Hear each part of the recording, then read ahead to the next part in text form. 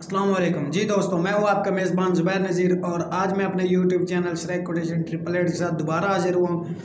और आज जो मैं श्रेक की कहावत लेके आए वो ये है कि भूख दे मारे कुत्ती सेवियाँ खा गई है। अब हम इस कहावत पे, कोटेशन पे, अखान पे गौर करते हैं कि इसकी वर्डिंग क्या है, इसका मतलब क्या है। अब शुरू वाला फिक्र क्या है कि भूख दे मर दे, मतलब जब भूख लगी थी किसको, डॉग्स की बिच को, मतलब एक कुत्ती जो थी, फीमेल डॉग्स जो था, उसको भूख लगी तो वो क्या कर गई, वो जो सवैयाँ होती हैं उसको खा गई। वैसे कभी खाते देखा नहीं है ना, इसलिए तो एक अजीब सा है कि भूख दे मारे कुत्ती से। वैसे मतलब नॉर्मल लाइफ में आम तौर पर वो नहीं खाते, मैंने तो कभी नहीं देखा कि उसने खाया हो। तो मतलब जब उसे भूख लगी थी तो उन्होंने सवैयाँ भी खा ली, तो इसलिए उन्होंने क्या कहा कि भूख दे मारे कुत्ती सेवियाँ खा गई। अब लेकिन अब इसकी जो रियल लाइफ में वो ये है कि जब इंसान भूखा होता है ना तो कुछ भी खा सकता है ना। अब भूख दो किस्म की होती है, एक पेट की होती है और हाँ, भूख तो दोनों पेट की होती है, लेकिन फ़र्क ये होता है कि एक पैसे की होती है, एक खाना खाने की होती है, ठीक है। और कुछ लोग जो है मतलब वो पैसे वाली भूख पे ज़्यादा फोकस करते हैं।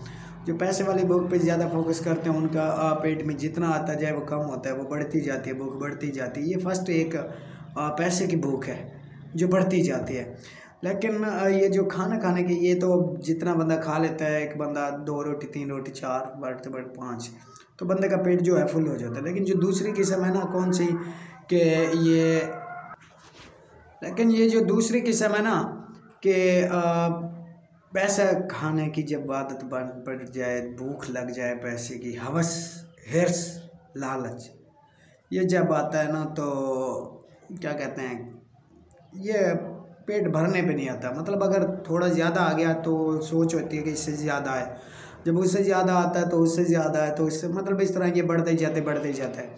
देखो होगा आप लोगों ने, जितने लोग अमीर होते हैं उनका यही रवैया होता है कि वो ज़्यादा कंजूस भी होते हैं। कुछ लोग होते हैं जिनके पास वो सखी भी होते हैं, लेकिन नहीं, मोस्टली आपने यही देखो जो अमीर लोग होंगे वो कंजूस होंगे।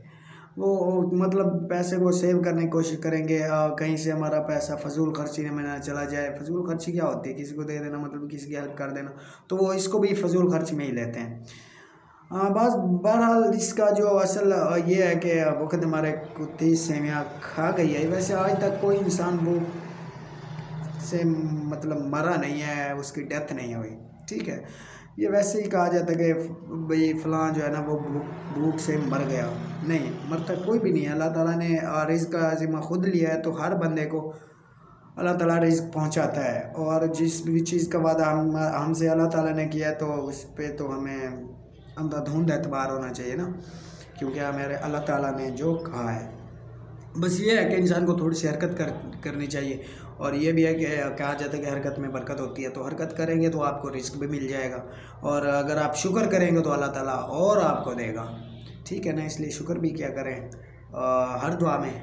और रिस्क की वैसे बात आ गई तो मैं एक मौलाना साहब कह रहे थे कि भाई अगर रिस्क की तंगी है तो उसका वजीफ़ा यही है कि अपने जो आपके पहले पेरेंट्स वगैरह, जो आपके ख़ानदान में से जितने भी दादा वगैरह इस जान फ़ानी से रुखसत फरमा गए हैं, तो उनके लिए आप दुआ करना शुरू कर दें हर नमाज में, तो आपका रिस्क जो है वो ऑटोमेटिक बढ़ जाएगा। और इसके अलावा दूसरा ये है कि अस्तगफिरुल्लाह, ये एक ऐसे समझा जाता है कि एक मैग्नेट है जो दूसरे मैग्नेट को खींचता है।